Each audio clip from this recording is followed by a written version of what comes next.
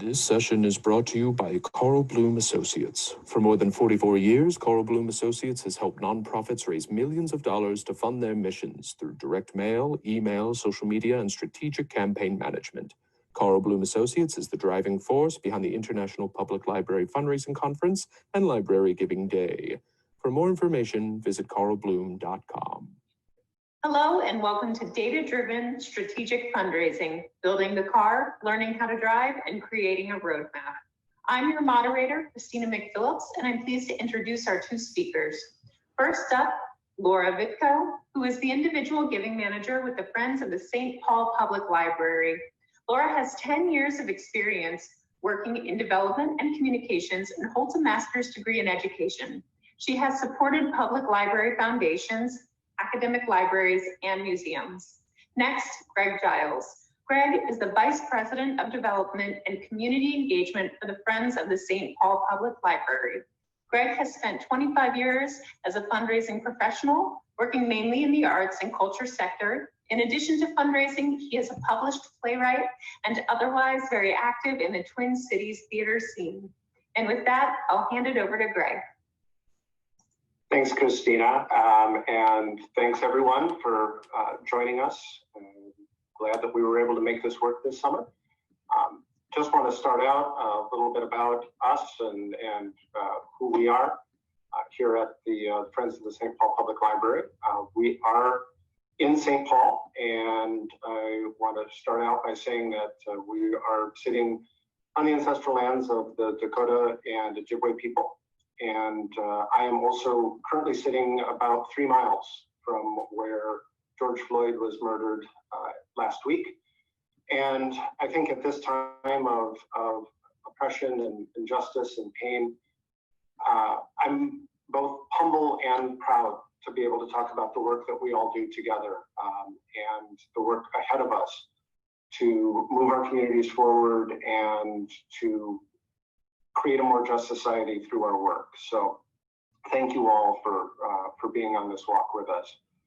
So the Friends of the St. Paul Public Library is a 501c3 organization. We are separate from the library. In St. Paul, the library is actually a department of the city. And so I know that all of those setups are different wherever you go.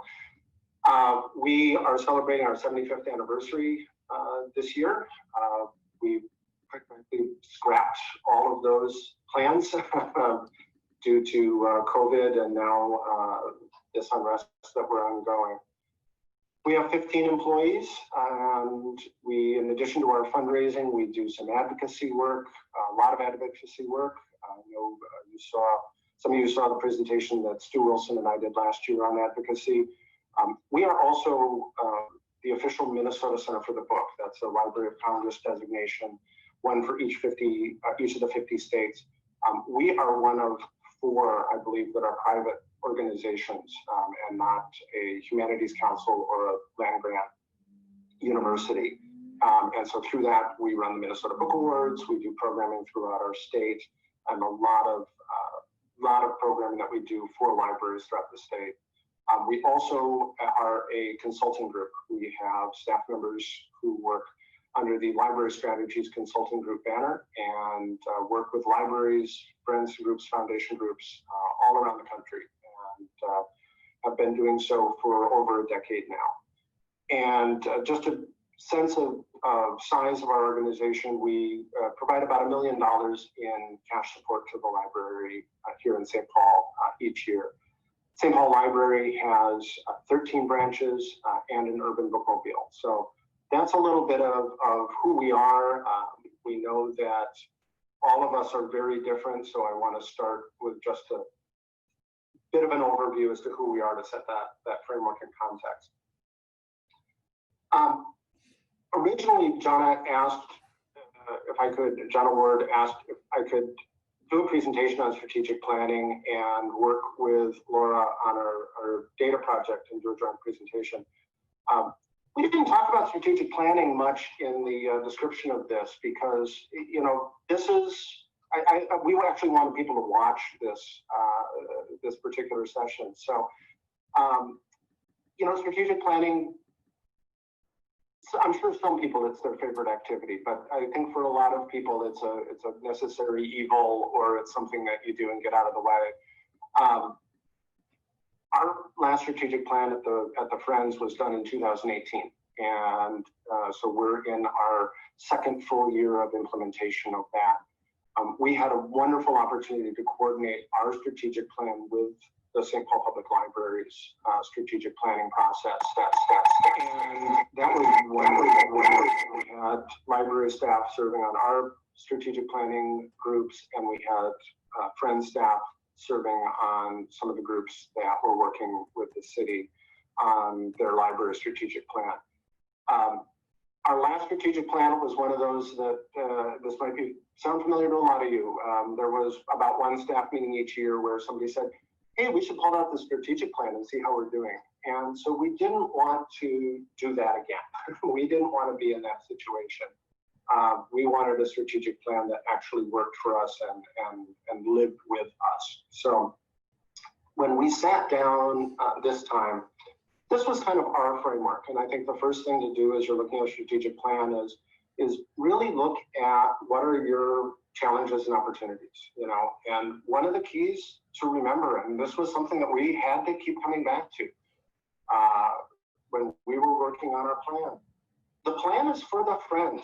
It is not the strategic plan of the library. Now, if you're one of those where you're a fundraising staff that is embedded within the library, that's a different piece. But remember, to make sure you have the scope of your plan there. We had to really wrestle with the ideas around where is our influence, where our work happens and doesn't happen.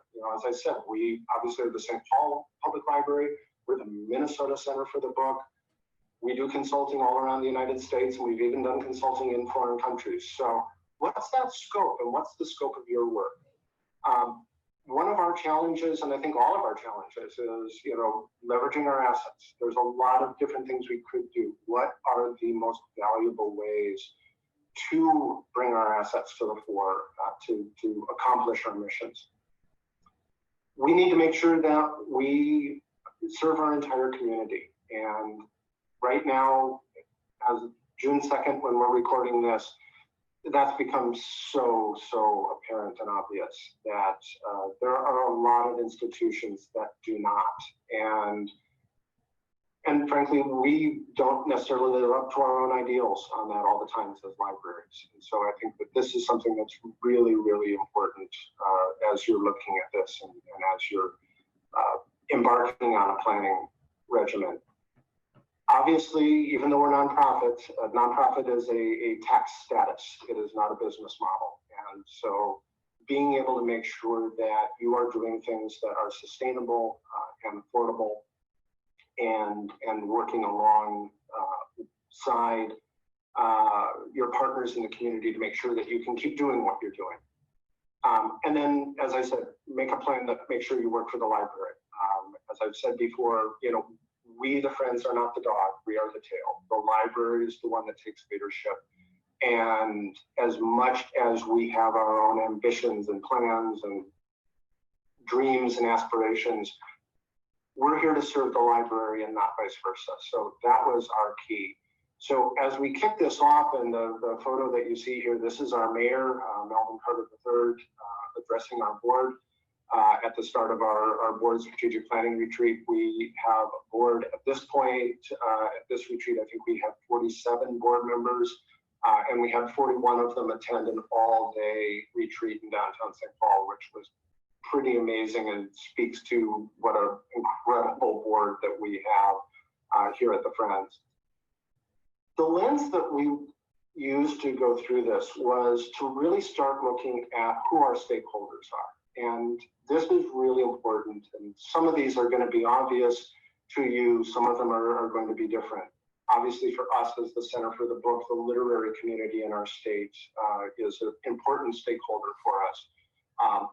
Since we do consulting work, the national community of libraries and library sports organizations is a stakeholder for us.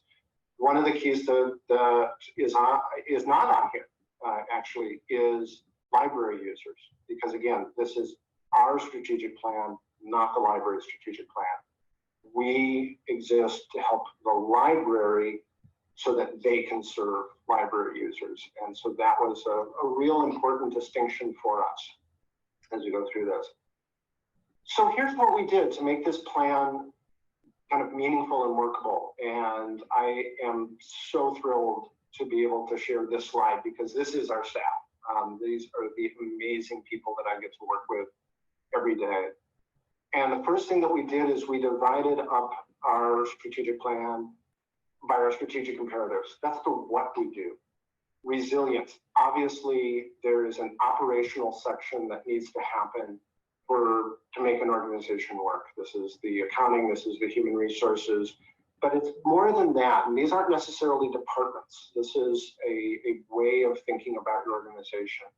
So resilience, you have to be able to be there and to stay replicated and be there next year also. So that's resilience. Obviously, we do private fundraising as head of development.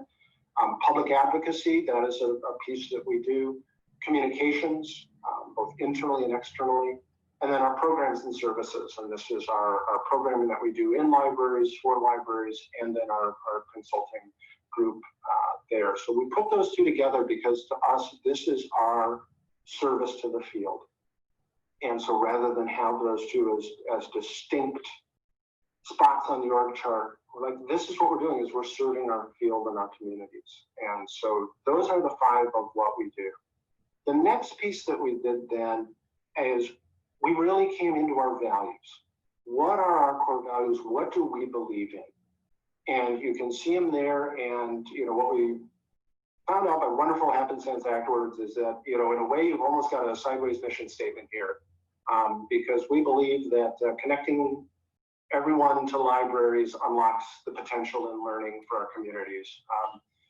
We don't use that as our official mission statement, but it really is, these are our values. Obviously, we believe in libraries. We believe in connecting people, and this goes back to our stakeholders. They are all connected in various different ways. We believe in everyone. We believe that this is not just a sit on the sidelines and let certain people, we are not the friends of the wealthy sections of St. Paul Public Library. We believe in everyone. Potential, that comes through in a lot of different ways. This is kind of our growth value, that we believe in potential and looking forward and looking into the future. And then one that we're going to dig into a little more here is that we believe in learning. This fits in with the library world that we're in, is all about learning. But it also is important to us as an organization, that we don't stop with what we have, that we continue to learn. This is also really powerful because if you admit that you can keep learning, you admit that you don't know everything. And that's a real important value, I think, to remember. So how that ends up is here, and I know that this is teeny tiny on your computer screen. We can send this out. I think these slide decks are available.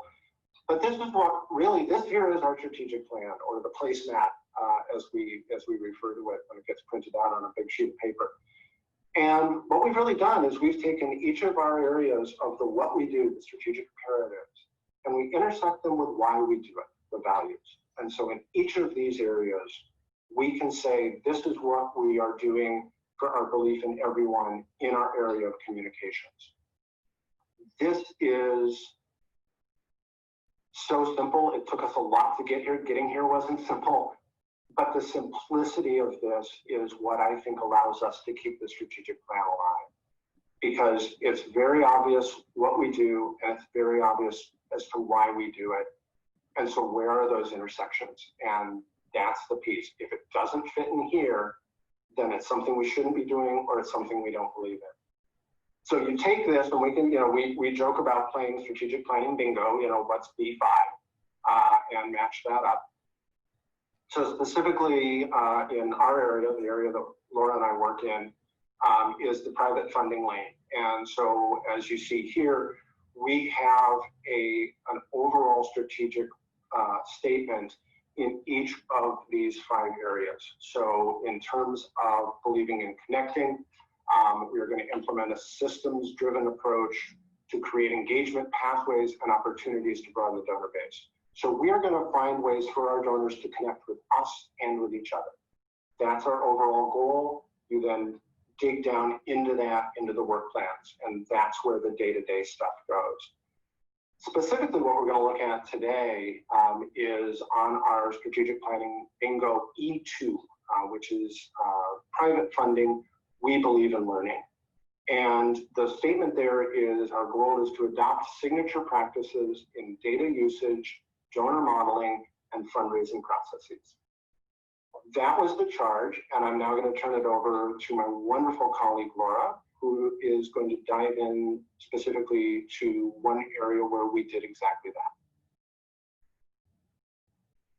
Right, thanks, Ray. Yes, so if we consider what is our strategic plan objective for adopting those signature practices in data usage, donor modeling, and fundraising processes, I really like to think of being a data-driven fundraising organization and having data-driven processes as cyclical. So that cyclical process really starts by developing a question. We are a learning organization, and as part of that, we have the desire to learn and answer more questions. The next step would be to identify the tools and resources you will need to answer that question. Then you will want to design a test where you're collecting data and information and testing that hypothesis you may have. Upon collecting the data, you'll want to analyze the results. And from those key findings, you should really be implementing those effective fundraising practices. We all know that becoming better fundraisers is a lifelong process, so that's why this cyclical process starts over again as we uncover more questions to answer through the next cycle. So at the Friends, during this program today, I will use our A/B test of an acquisition campaign as the example of how we did this process. So at the Friends, our question that we developed was, which appeal letter message is going to yield a higher response rate? And we wanted to test 2 different types of messages. The first being the nostalgic joy of reading story, where we told the story of Sylvia and her mother Jane, who find joy in reading books that they check out from the library. The library has been an important part of Sylvia's upbringing, as Jane has really seen Sylvia grow through the books they check out and read at home together. And then the second message we tested was focused more on the social justice role of the library. And that letter told the story of 8-year-old Anthony, who has worked so hard to develop his literacy skills through the library's Reading Together program. When Anthony first started attending that program, he was very shy and he was struggling to meet his reading level. But the letter tells the story that through all of his hard work, he is celebrating with his family that not only has he exceeded, that he not only has met, but has also exceeded his reading level. So as you develop your question, you also want to link it to at least a few desired outcomes. And at the Friends, our desired outcomes were to determine the key characteristics of our audience and to build donor profiles and align fundraising messages. So at the Friends, we developed this question and these outcomes in relation to an acquisition campaign, where we wanted to solicit donors that mirrored our current donor base. We were looking to really broaden our audience by identifying households who would be most likely to respond to this acquisition campaign because they shared a lot of the same values and characteristics as our current donors. So we were looking at specific mosaic codes and specific demographic makeups, including female households in St. Paul and the 2 closest suburbs, Lilydale and Mendota Heights. We were looking at college and graduate school educated households with an income of $50,000 of above. So as you develop your questions and identify those outcomes, the next step would be to identify what tools and resources are needed to achieve these outcomes. So start making a list of those tools and resources needed. And I really advise you to think of the long-term benefits of being a data-driven organization. This is not a one and done project. This is a cultural process of learning for your organization. And you really should be thinking of this as benefiting your fundraising initiatives and beyond, things like programming, communications, advocacy work, and other uses. So the investment is worth it. So at the Friends, for determining the characteristics of our audience, some of the tools and resources needed were demographic, psychographic, and behavioral data. And just like books, no two people are alike. They can be categorized based on certain characteristics or established systems, but you should really approach your categorization of data and what data you seek out based on things that will help you answer those key questions. Another thing that's helpful in this process is propensity to give scores and wealth information or giving history to your own organization. And what I consider a gold mine of information is whether or not the household is an active library user or volunteer. That will be very important in understanding whether or not a household might want to support the library or your library foundation. The tools needed to build donor profiles and align fundraising. Some things you will need, especially as you develop your A/B test, is a database to store and categorize that information. You'll want to store the data points that you uncover about donors, as well as the appeal codes to track your campaign results. I will mention that seeking out an import tool is going to be key in helping you do this work efficiently. At the Friends, we started with really just names and gift history and addresses. So through our project, we have imported a lot of data into our database so we can use that going forward. Another key component for this project is going to be reports that you can export. This will help you understand who your current donors are, and it will also help you understand the results of your campaign. So to get started with your data plan, first, you'll want to take inventory of the data you already have.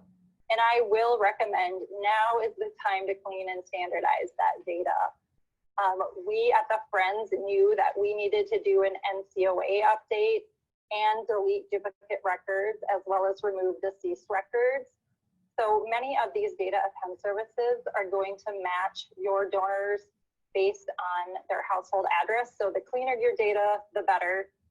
And as you consider what information you have and what you don't, you'll want to have a plan to purchase data or acquire it through surveys.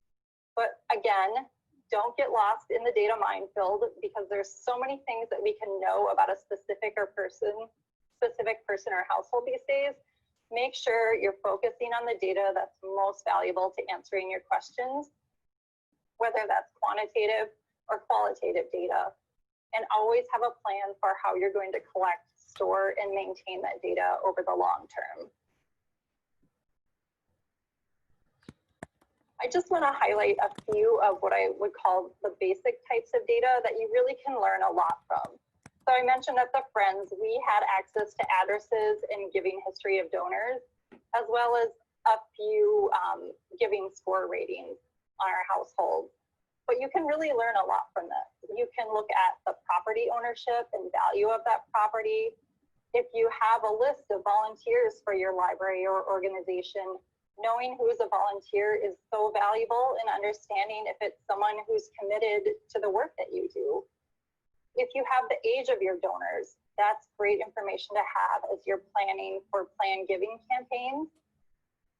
And if, again, this gold mine of information of active library use or program attendance is key to understanding if people value the work that you do and understand the work that you do.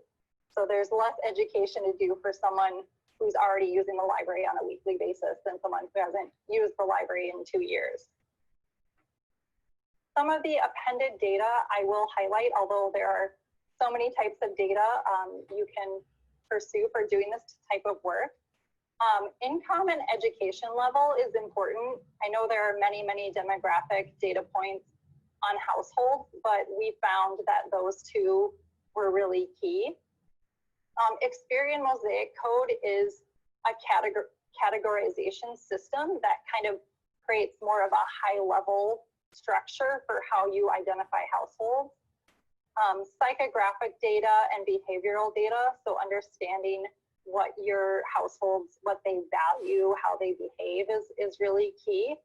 And then survey data or focus group data can really help you get more specific information on what they value about the library and why they choose to give or why they don't choose to give. Some of the data services that we used at the Friends for our project is we used Mission Insight to access Experian Mosaic data. Other data append services can range from a couple $100 to a few $1,000s, but I will point out True Append and Epsilon are two good sources for data that range in price. For importing this data into your database, using an import tool is really key for doing this efficiently.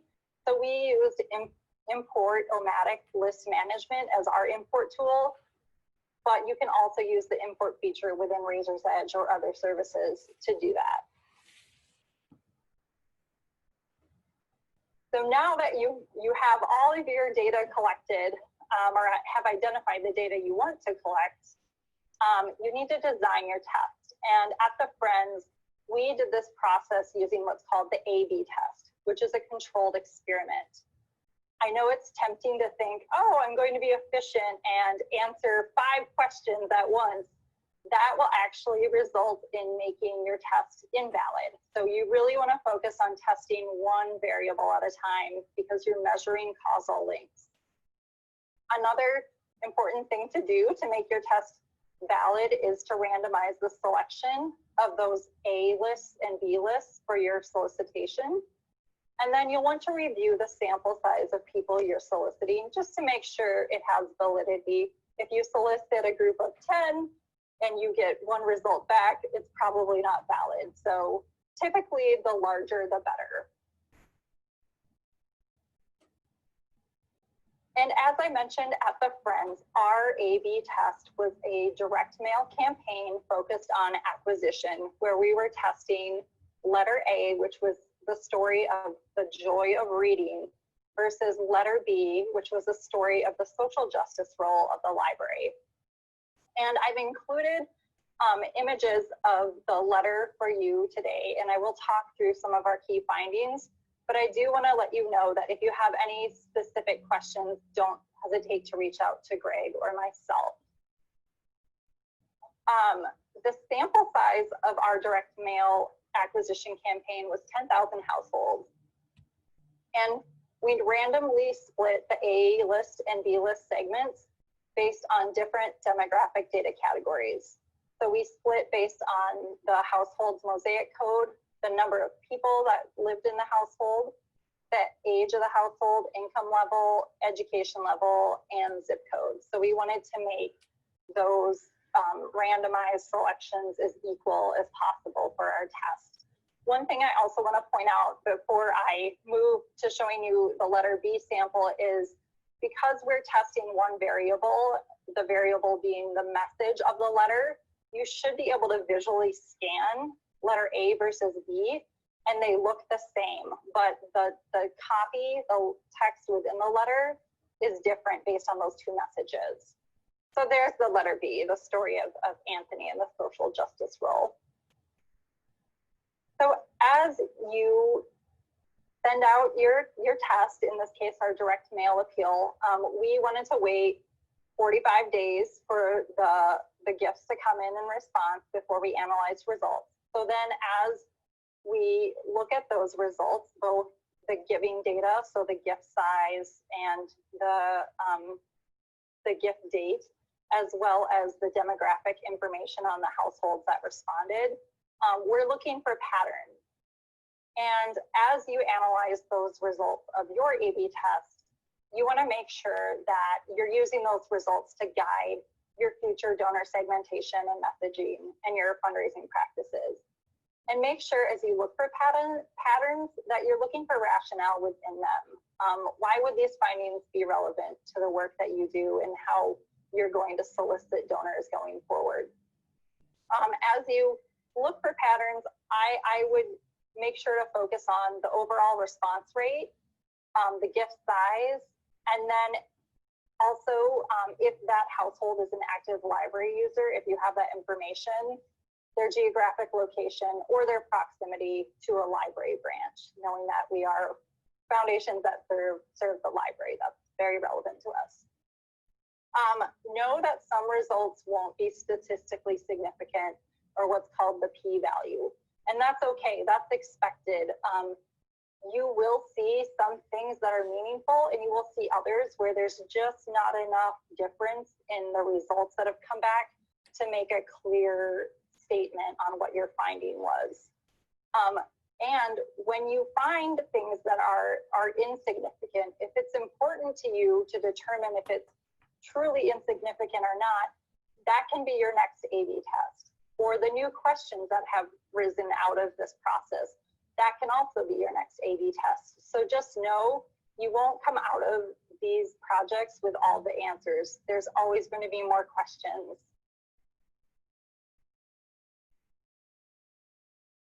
So again, I said I would briefly cover some of our key findings from our A/B acquisition test. And what we found is there wasn't a significant difference between the response to the joy of reading message versus the social justice message. The joy of reading message did perform slightly better, but not so much that we would say a social justice message would not resonate with our audience. What we did find is the type of households that do respond to supporting a library foundation. And those supporters are aged 65 to 74 years old or 75 and older. We did find that single female households had the highest response rate. So gender was a significant factor for single person households. But if there were multiple people in the household, including a female adult, gender was less significant as long as a female was present in the household. College educated households were primarily solicited, but we did see a slightly higher response from graduate school educated households. And then households with the income rating of $75,000 to $250,000 had the highest response, but I will say that higher income did not always translate to higher response. So our social justice message, the highest response actually came from households rated with an income of $40,000. And there was a 0% response for households that were rated above $250,000. So the highest wealth households just don't generally respond to direct mail acquisition. They likely require a more personal solicitation message. As I mentioned, we use the Experian Mosaic Code as one of our key data points to understand who the donors of the current friends donors were, and to understand more about who we were soliciting. And what was surprising to us is that many of our current donors fell into the C11s and C13 groups, so the silver sophisticates and aging of Aquarius. Don't you love those names? Those groups didn't respond at a high rate to our acquisition campaign.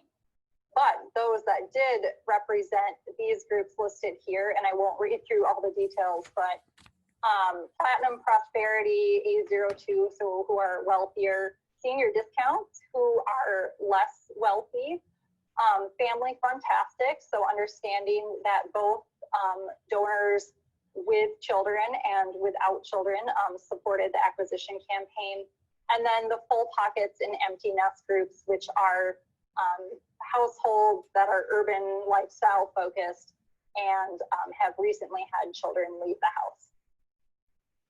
Another key data point to look at is geographic location and library usage. So at the Friends, data privacy laws restricted us from accessing specific library card holder activity to understand which households had active use, but we were able to look at library card activity based by zip code.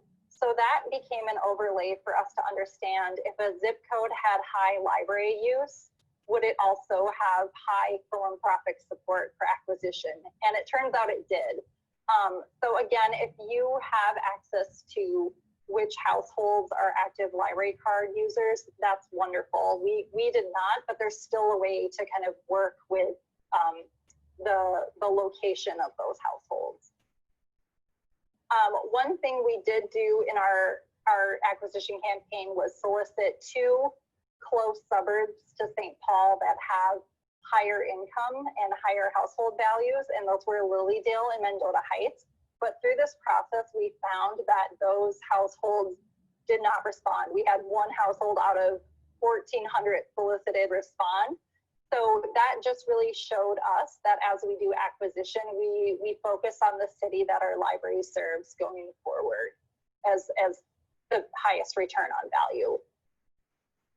So as you're analyzing the results, as I mentioned, you may be seeking answers, but finding more questions, and that's okay, that's a good thing. But just make sure you're using those conclusive results to really guide more effective fundraising practices going forward. We all know as library foundations and nonprofits, we have limited dollars to spend on our fundraising efforts. So we really want to maximize the work that we're doing. And with those questions, that will help you build your next A/B test from inclusive results or new questions that have come up. At the Friends, we're not done yet. We found that we learned a lot from this project, but there's so much more to learn. And one of our next steps really is to focus on surveying households to really understand why they support the library, why they support the Friends, what resonates most with them, and that can help further guide our messaging and our fundraising appeals. And again, as I mentioned, this process doesn't end with the conclusion of your A/B test. You want to make sure that all this hard work you've done doesn't end up being lost with the completion of one project. So you're going to use this data-driven work and the information you gather from your A/B tests to implement more effective fundraising processes, but also to just really inform everything your organization does. And make sure that you and your leadership know that everything can be refined over time. This is a learning process. So at the Friends, some of the effective processes we've implemented are developing donor models, segmenting and aligning fundraising messages, maintaining a clean database, soliciting the highest return on investment households for acquisition, and utilizing these findings beyond fundraising to inform programs, communications, and advocacy work. You know, I wouldn't have thought going into this that I would sit here at the end of it and say, man, that was a fun data project. I'm a relationship guy. I'm that kind of fundraiser, but this really was so much fun, and so much of that Laura was talking about makes it fun is that finding out the next thing and the next thing and the next thing, and how can we use this in other ways. And you know, that stage that we're at now, which has been frankly interrupted by the COVID pandemic, is developing what's called zero-party data. So we're familiar with third-party data, which is somebody else out there goes and gets the data. First-party data is you know, the data that's right in front of you. Zero-party data is the data that they give you, your donors give you, and that's that surveying, and that's going to be the next real crucial piece for us. And so to tie this back then to the strategic plan is, you know, that belief in learning is what has driven not only that we were doing this, but how we were doing this. Because as Laura says, one of the real keys here is to always set yourself up for that next question, for that next thing that you're going to learn. And the really amazing part about what this strategic plan does for us is we can drive this drill down on every single one of these 25 boxes. The learning piece should be second nature for us. We serve libraries and they're all about learning. They're all about connecting people with resources. But what Laura pointed out is that, if we have a true culture of learning, we can never be done. We can never be finished. So to come back to this plan in its simplicity is what keeps us moving forward. So that we now, each of us are responsible for different cells of this matrix, different ways to go through things. And which is one thing to make sure you do, is assign who is responsible for each of those cells. Because otherwise, if no one's responsible, it doesn't get done. So we've assigned responsibility to each of those. Laura has done such an amazing job at really running with this particular cell. And I've got other staff members who are doing incredible jobs on other cells in here. But to me, it's that simplicity, that able to come back to the why are we doing this? To what end? What's the big picture? And then that allows you to help drive those details, because it's that keeps your strategic plan alive and keeps it going. And it isn't something that you just refer to once a year in a staff meeting, something that you work with every time. So that was one example. There could be 24 other presentations from Friends staff on each of those individual areas in there. But that's really how we've put an example of how we've put the strategic plan into daily use.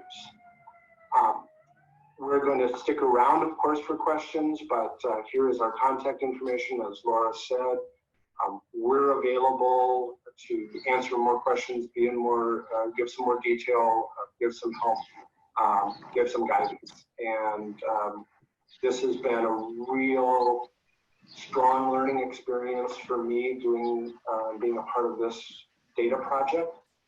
It's not something that comes naturally to me, as I mentioned, but it's been really, really rewarding.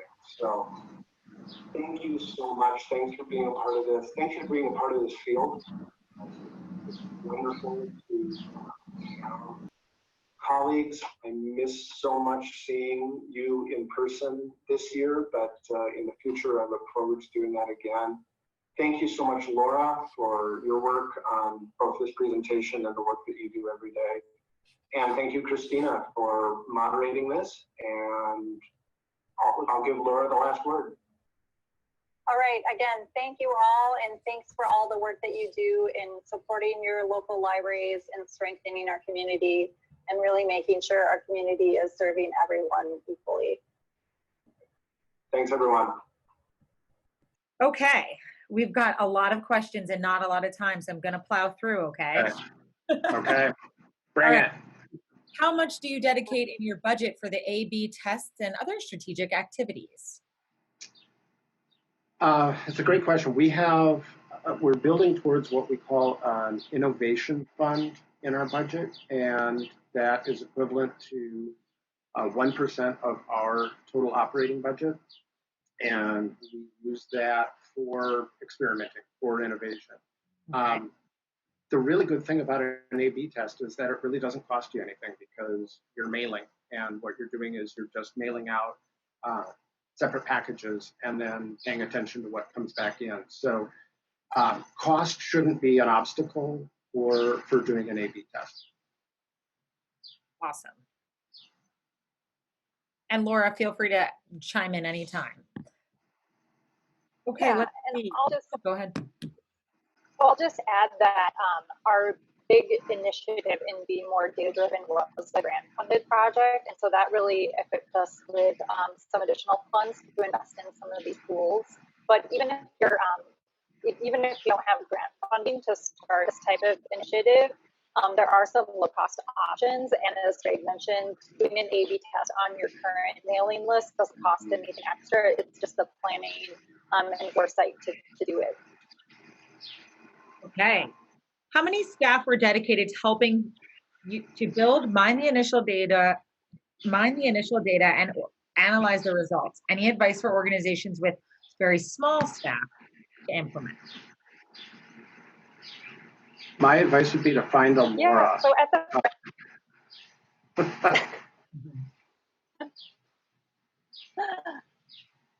yeah, we at the Friends do have a small staff as well, but one of the things I think that was critical for us is to identify those staff roles and identify the skill sets that each of the staff involved had.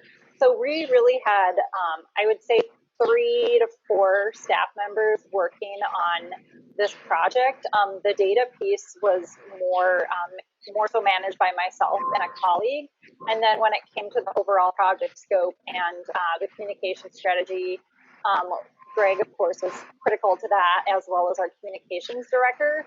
So I think even with a small staff, you can start small. You can start with an A/B test to answer what you see as the most critical question. You can start by investing in a data append that only costs a few $100s, which is, there are services out there that are low cost.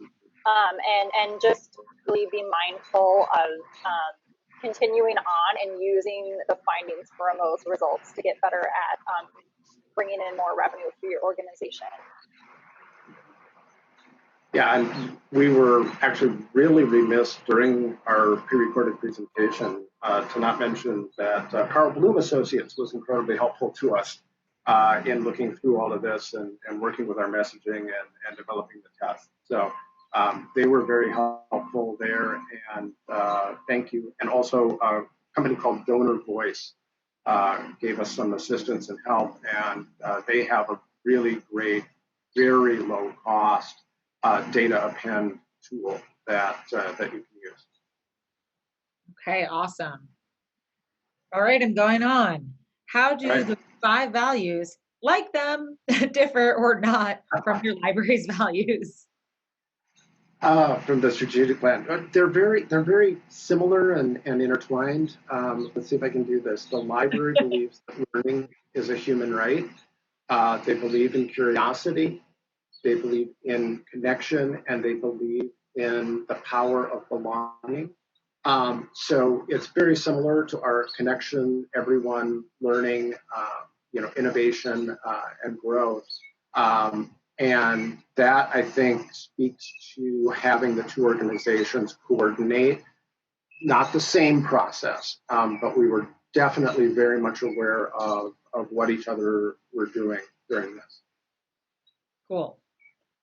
Okay, I know that you may have answered this, actually. Somebody might have answered this already on the app, but how do you find out if people are active library users?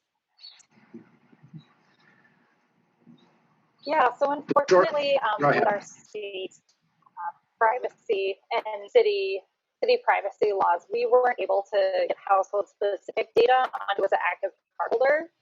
But there is still a way kind of to use that information as a layer and understanding more about where your active cardholders live. So we were able to get active cardholders by zip code, so not their address, but at least the zip code they lived in. And then when we looked at both our current and past donors to the Friends of, so the past 5 years of donors, we saw an overlap in the zip codes where we have current Friends donors and where we have active cardholders. And we also saw an overlap with those respondents to the acquisition campaign that they lived in zip codes where there was high library card activity. So it wasn't perfect, but it was a way for us to still get at that same information. Yeah, and one of the keys is that it really does vary by state as to what your state laws are for use of governmental information, and also how you are affiliated to your library. As a separate 501c3 organization from our library system, the library cannot share that data outside of the city. and that is in our state law. And I know that that's different in different states, but that's a pretty common piece. Government privacy and librarians, as we all know, are very, very keen on patron privacy. And I think, Dirk's great session yesterday morning touched on some of that as well, is that it's really explore what you can do, but make sure it's within the law. Mm-hmm.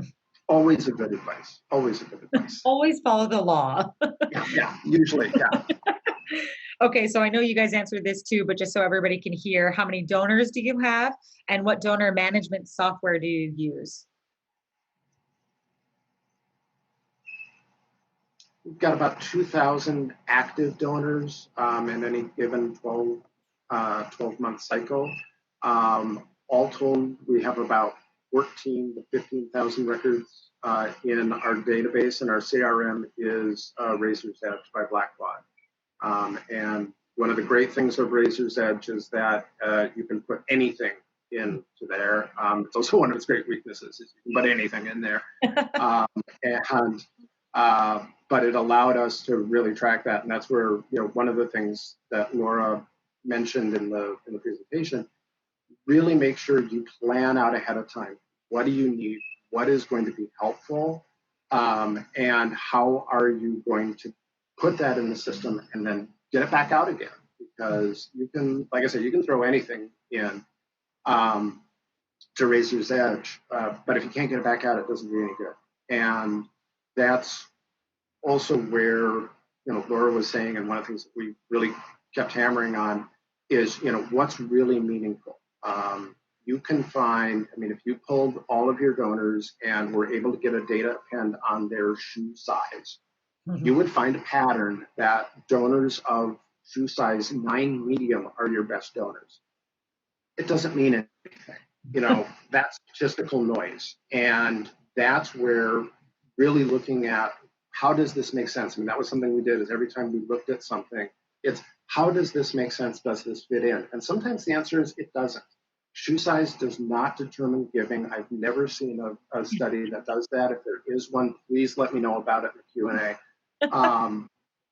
But you're going to. If you have 14,000 people and you plot out their shoe sizes, you're going to get certain shoe sizes that score higher. And so that's a really important thing is take it back into what you know of your donors. And your community is different than every other community out there. So make sure it works with you. Yeah. Something to add to that too, that we found with our clients is, and to follow right with that is, what can you do with the information that you have, and how are you going to reach out to them in a way that, you're segmenting them and you're speaking to them in a special way to make them feel special, such as like a volunteer, for example, or maybe most likely they haven't donated funds, but they've donated so much time and you don't want to ignore something like that. So just to kind of follow up on that. And then also you have 2 questions that kind of follow up with the initial one. So one is, do you feel that it's worth it to import the data appends, or is it better to access it through the company's portal? I think you kind of answered that there. Right. Yeah. Once you figure out the use of it, take it, grab it. Put it in your spot. Put it in your spot. Have it be your data. One thing Laura mentioned, Mission Insight as one of our vendors. They got bought twice during the 8-month period that we were working on this. Man. And, it's something that, since you don't know what's going to happen out in the world, as soon as you find something that's meaningful, grab it. I don't know, Laura, do you have any other thoughts on that? Yeah, it's definitely worth importing that into your donor database, because then you can look at appended information in the context of that donor's giving history, which is a really important layer.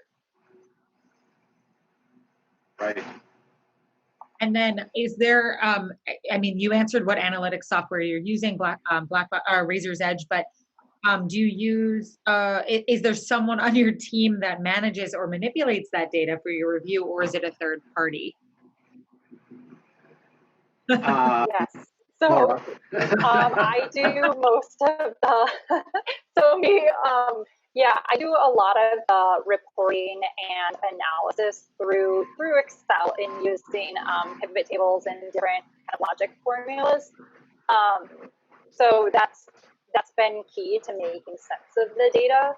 But I will say that the import tool we invested in to bring data into Razor's Edge, which was Omatics list management, we have used that both for this project and other things, just like importing mail lists. So for us, that's been very valuable to have.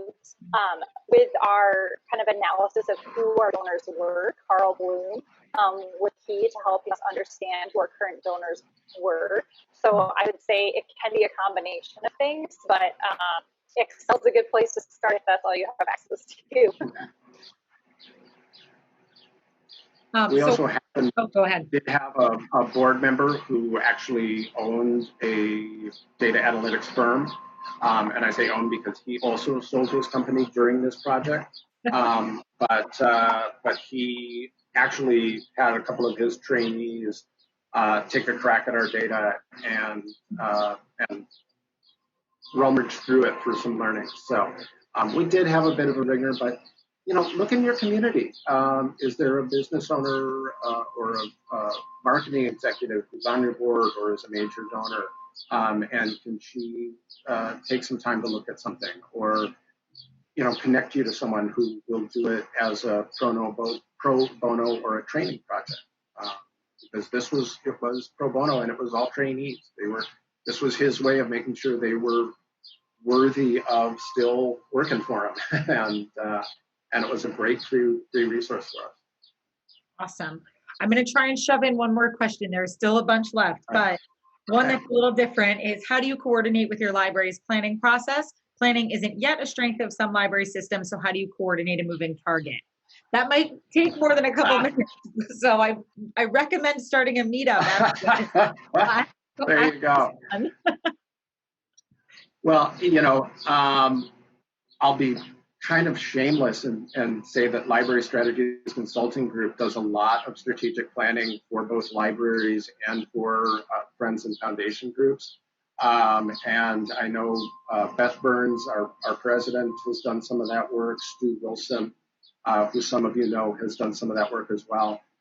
Certainly, I would not dissuade anyone from reaching out to our Library Strategies group. And I don't know if I'm allowed to say librarystrategies.org as part of this, Katie. I won't mention librarystrategies.org if you don't want me to. Sorry, I couldn't hear you. Oh, is there audio problems? Yeah. Yeah, there are audio problems. I think you said librarystrategies.org. Yes, that was actually what I said. So let me know if it's okay to mention librarystrategies.org. Otherwise, the relationship that you have with your library is obviously so key and so critical. And if nothing else, just have library staff involved in your strategic planning process with you. Even if it's just, hey, can you sit in on this one brainstorming session that we're doing? That was really helpful for us. We have on almost all of our committees, we have a library staff person serve on our committees, our standing committees going forward from our board. So individual fundraising, communications, advocacy. It's so helpful to have them at the table and keeps those lines of communications really open. Okay, so it's all we have time for, unfortunately. And just a last minute, thank you both so much for everything that you did. That was such a great presentation. I know that it'll facilitate ongoing conversation. So everybody, we have one last session at 2:30 and then hopefully another meetup with these gals and guys, and have a great rest of your conference. Right. Thanks, everybody.